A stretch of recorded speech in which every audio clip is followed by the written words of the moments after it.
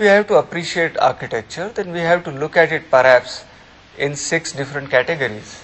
Those categories are ecologically related,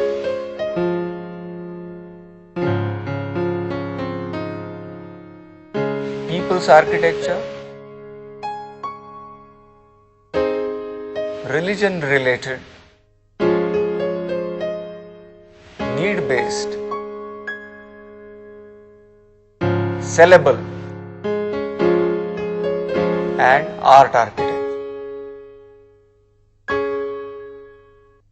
Now, if you look at these 6 categories, you have to also appreciate architectural elements. They are primary and secondary elements.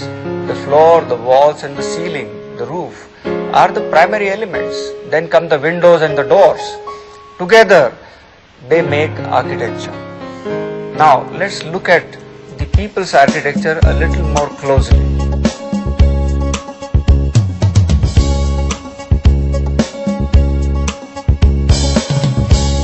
When we look at people's architecture, we find that this is the architecture designed by people alone. Certain values in life and certain principles in their culture, they try to nurture, they try to propagate, and they try to imbibe into their residential and other architecture.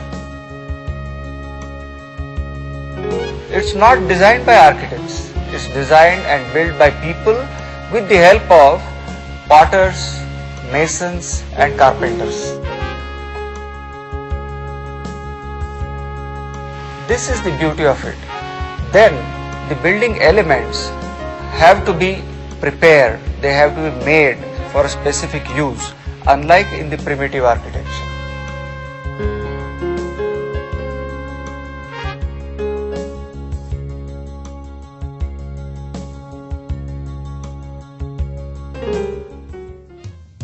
The villages in Konkan are located in the valleys where the sweet salt water rivers run. The environment is lush green, surrounded by various palms and fruit trees. The available building material should be easy and simple to carry. The house in Konkan is much different from the Vadas in the Desh region, in that one rarely finds an inner courtyard. These houses which are built on slopes are extrovert. Terraces or khadas, osri, padvi or verandas, the family shrine or devghar, masghar or the inner room, as well as the room for adsar where a huge number of coconuts are piled up, all need a lot of space. One needs a lot of space also externally to work on the fruits and farm produce, to sort out grain, to grind it. All these require a lot of terraces. This is made available in the surrounding enclosures. Walls with pegs driven in them become hangers for farm implements. Plinth edge is utilized for a number of purposes. The main store is on the attic. Accessibility is by a wooden staircase that creaks under one's feet. People's architecture is more deliberate than the ecological architecture of the tribals and is more open to industrial influence.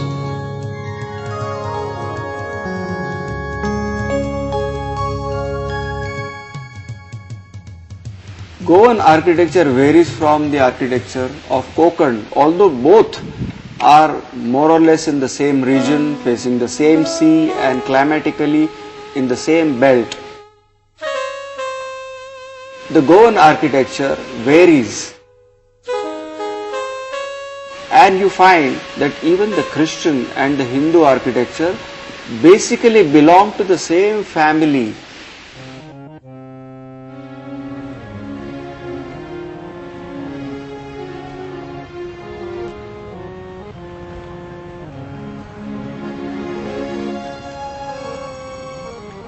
We are at the oldest house in Panjim. This house, belonging to the Mahamaya Kamats, is about 350 years old. The characteristics of this house are that it has two large courtyards. These are called Rajangans. The place around the Rajangan is known as Chauki. The construction of the house is in laterite stone and built in lime mortar. The inside courtyard has a basil plant, the tulas, and next to that is the family shrine.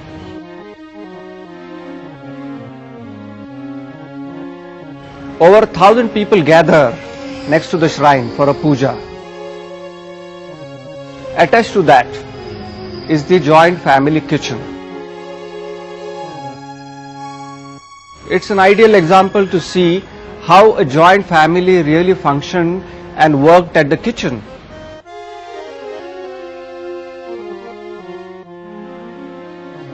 It has a water well within the kitchen, which is still in use.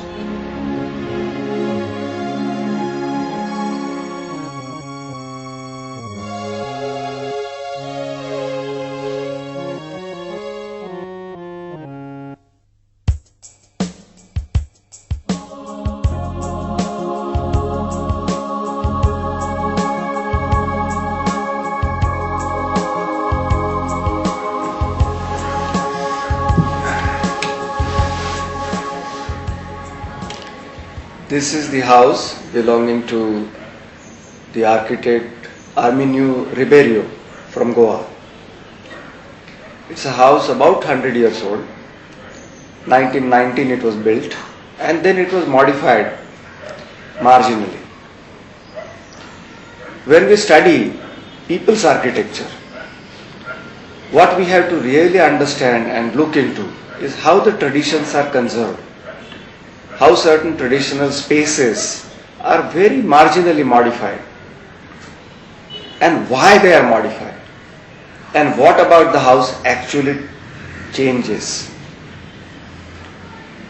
In Goan houses, for instance, we will find that the spaces will have a similar kind of sequence.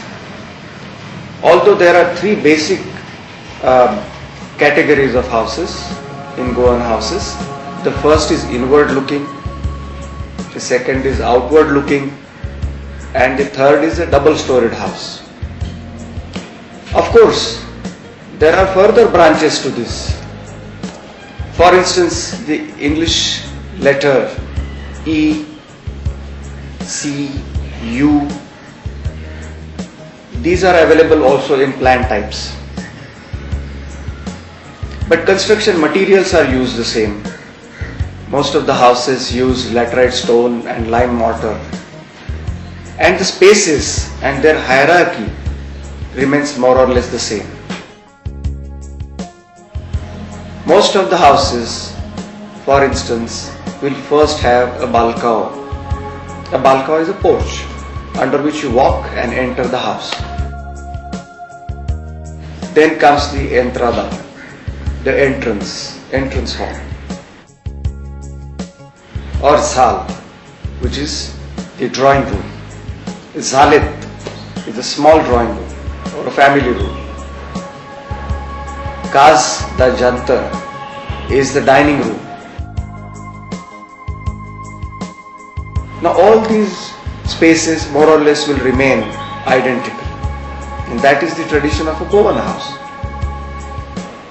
Now the windows, the grill, the decoration on the side, the color of the house, these are the secondary elements, and they will keep changing marginally and will establish the identity of each of the houses. So together in a campus of several houses, each house will have its own identity, and at the same time one feels that this is one kind of community, that all houses basically belonging to the same family. So the people's architecture has the ability to retain individuality within a community space. This is what we need to appreciate. To appreciate the beauty and the character of the basic architectural elements is to look at those elements carefully and understand them. The basic elements are the flooring, the walls and the roof. Then come the windows and various other secondary elements. In this case, in Mr. Ribeiro's house, the entire house on the first floor has timber flooring. Beautiful, smooth, gives you very good sensation if you walk naked feet on this first floor. The ground floor has cement flooring, which is also a traditional flooring. The walking up this itself is an experience. It will make noise, you will know who's walking where and so on, but it requires a lot of care. It requires that this must be polished neatly, kept clean and smooth. Obviously, every good thing requires some kind of maintenance.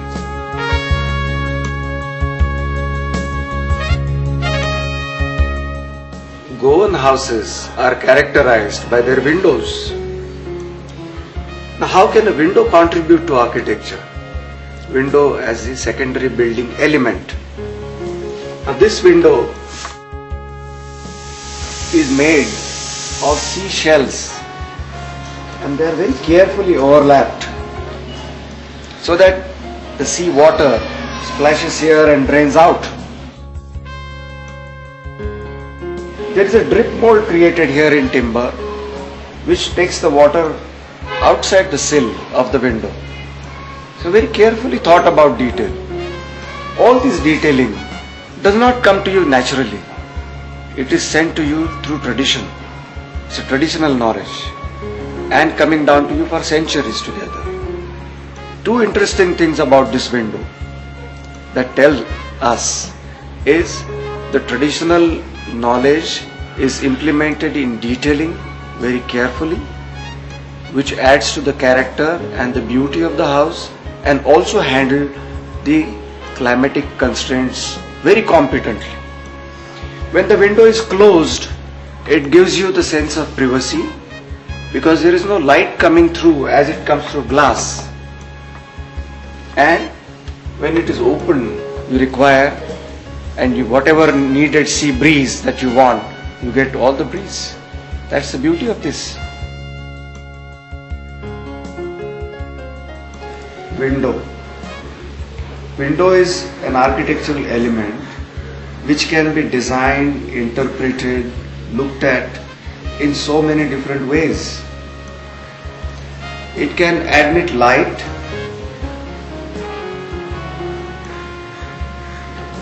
it can admit ventilation. You can get the full breeze coming through. This particular window has been designed in two sections. The top section is the window section, made of two panels, two shutters. One panel is in timber and the other panel or the other shutter is in glass. Now if you open these two work differently.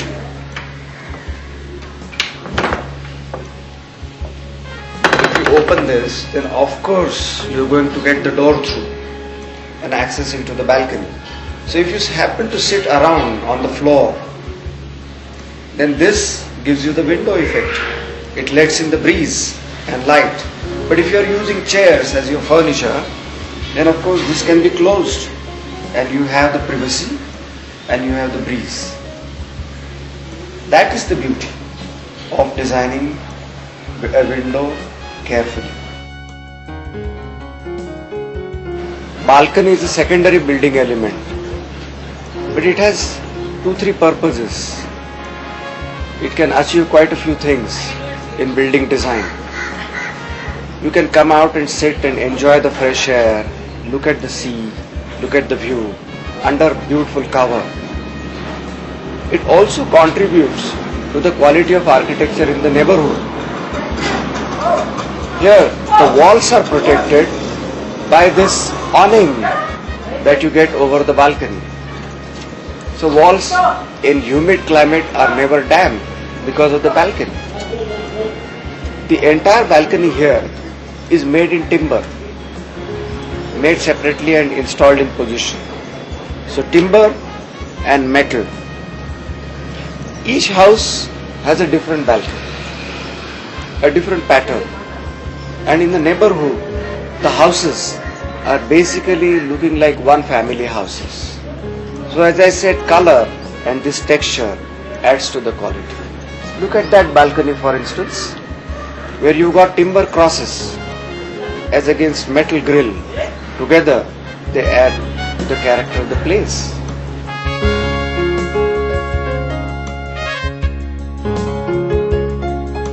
Coming from Goa, across the ranges of Sahyadri, you come into the Desh area and you find that the architecture is different. And here the architecture is of Vada architecture. And what is used here predominantly is the inner courtyard.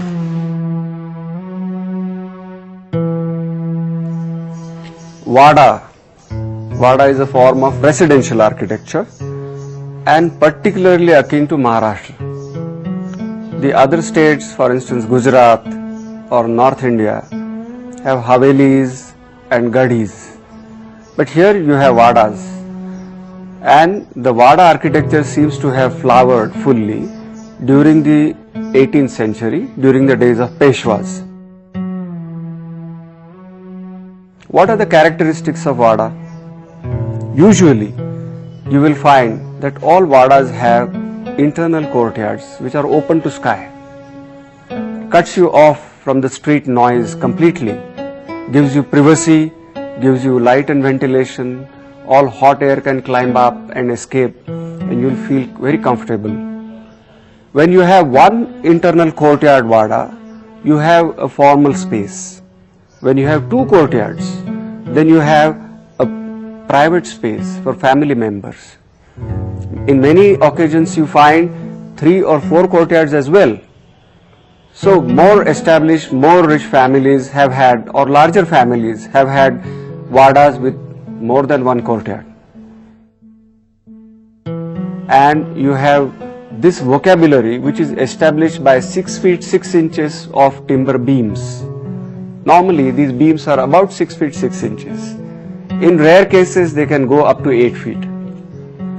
And you have these massive wooden posts and beams supported by brackets, sometimes very simple. In this particular case, they are nicely articulated, made curvilinear. So these define the vocabulary of Vada architecture. From the outside, you don't experience the space within. When you step inside the Vada, then you start discovering its courtyards. You start discovering its spaces. From the outside, it looks very, very unassuming. The facade is very simple. It has a large gateway and a smaller gateway. They are called Dindi Darwazas through which you enter. Vadas require conservation in today's kind of atmosphere where commercialism is taking over. Vadas are getting demolished and they need to be looked at once again from the point of view of conserving them.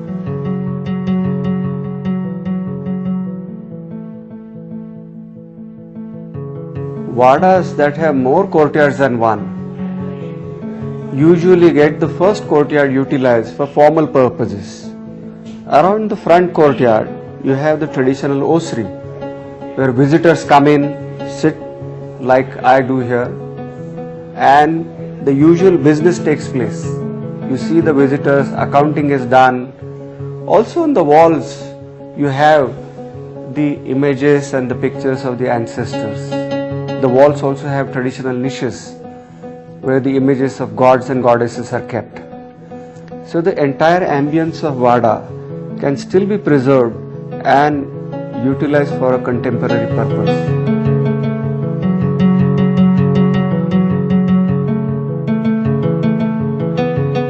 From villages to cities, and in cities you find some mushrooming up villages, And in those villages, you find that people have taken the initiative in building their own houses. Sometimes plots of lands are given to them, and these are developed and grown. As far as common man's housing is concerned, there are many options available. To go to a builder's office is not the only option, or to buy a plot of land and build a big villa is not the only option. Here we find, in this locality, people have built their own houses according to their economic ability and capacity. There is a lot of social consciousness in these houses. That's what you notice. The houses are closely packed, they are dense, they are not very tall. So you have not more than double-storied houses. And the beauty of this is that it has very secure environment, very peaceful environment. It has a narrow street, and it suddenly opens up into a large courtyard where festivities occur. There are small courtyards where children can play. There is some plantation here. You find that all houses have got trees and plants associated with their cultural life. And there are no inhibitions. According to each family's ability, one goes for reconstruction, one goes for growth and expansion. Somebody puts up one floor on the top, extends a veranda, puts a terrace, puts up a staircase from the outside. Nobody is worried, nobody is bothered about how others might think of their house. So there is a certain carelessness about the attitude of the people. So you have lots of vibrant colors, you have lots of vibrant forms which contribute to the form of this environment. So such environment is a part of every third world city, and this will fall under the category of people's architecture, which is done without any involvement of formally trained architects or engineers. There is some help somewhere or the other. Somebody wants to design a slab, then he asks an engineer friend, but beyond that it is people's work and people's architecture. So it gives you the associations, imagery and symbols totally associated with common man's life and imagery.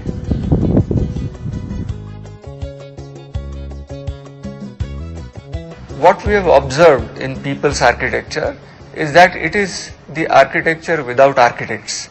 It is built by people for the people. So people know their spaces the best. The built form is also related, very closely related to the environment that they live in.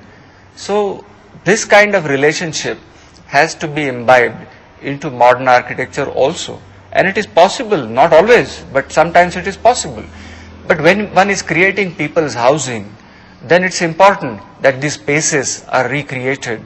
They are created with newer kind of approach, but keeping the essence and the quality of the traditional space. Also the construction technique, it can be modernized, it can be reinterpreted and reutilized for art of architecture.